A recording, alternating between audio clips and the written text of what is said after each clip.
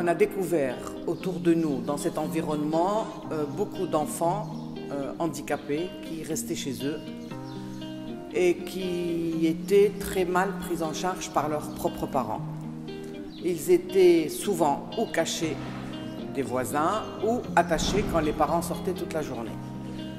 Et donc il y a un nombre de personnes qui ont eu la volonté d'améliorer les conditions de vie de ces jeunes, d'où la création de cette ferme, de 7 hectares, parce que nous avons voulu dès le départ que ce soit un espace ouvert, où les gamins étaient en contact quotidien avec la nature, avec les animaux, pour atteindre un épanouissement, si possible, pour atteindre un épanouissement. Généralement, ce genre d'associations sont tenues par des parents d'handicapés.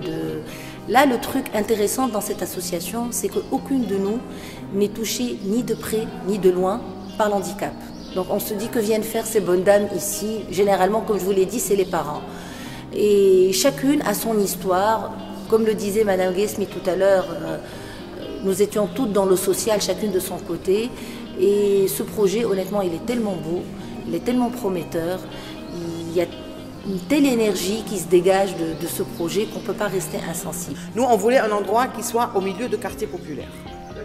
Donc d'où ici, parce qu'on n'a pas loin, il y a Chorfech, il y a Tadaman, il y a le Mnihla, il y a Qalat Landlos. Nos enfants viennent de tous ces quartiers, au Sidi Thébet. Donc il fallait que ce soit un endroit qui puisse les regrouper. Chaque atelier a un objectif bien précis. Nos éducateurs sont formés, ont été formés pour ça. Donc quand ils sont avec les petits animaux, ça leur donne à eux une confiance et une estime de soi parce qu'ils sont responsables de quelque chose. Ils lui donnent à manger, ils lui donnent à boire, il y a une relation affectueuse, il y a beaucoup d'émotions qui se dégagent et puis l'animal a un regard envers eux où il n'y a pas de pitié. Nous avons 4 formations essentiellement agricoles, puisque comme vous le voyez, nous sommes dans un milieu agricole.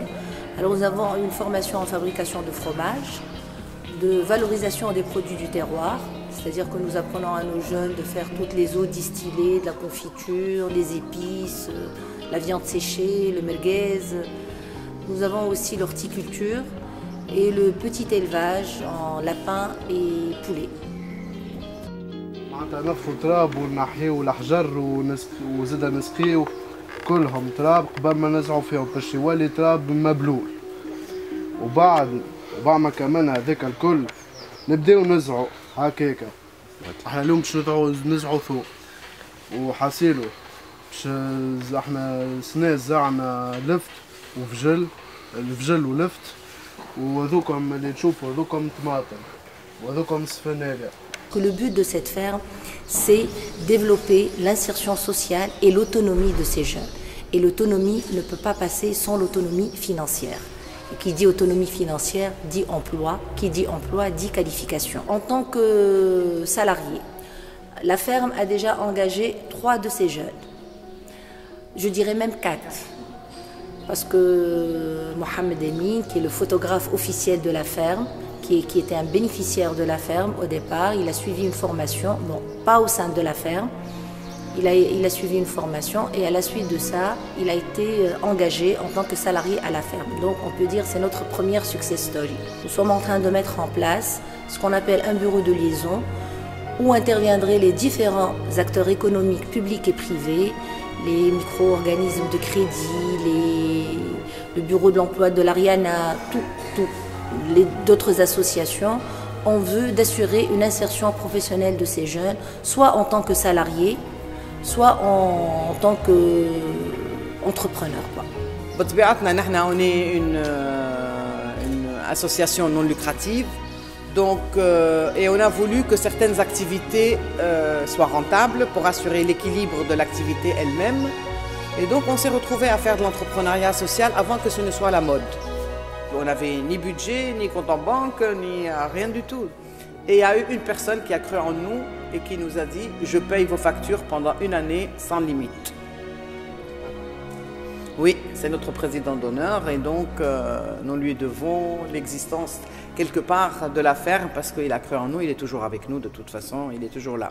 Pour bâtir le premier fonds, les fonds sont venus de la LCIF qui est la fondation Lions International, de 5 clubs Lions, d'une association Tadamen qui s'appelle l'AFTH et de donateurs privés.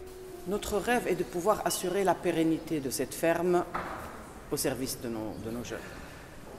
Bien sûr, il y a d'autres rêves un peu moins, qui viennent avant, c'est d'assurer leur insertion socio-professionnelle, mais le plus important, c'est que la ferme puisse rester à leur service.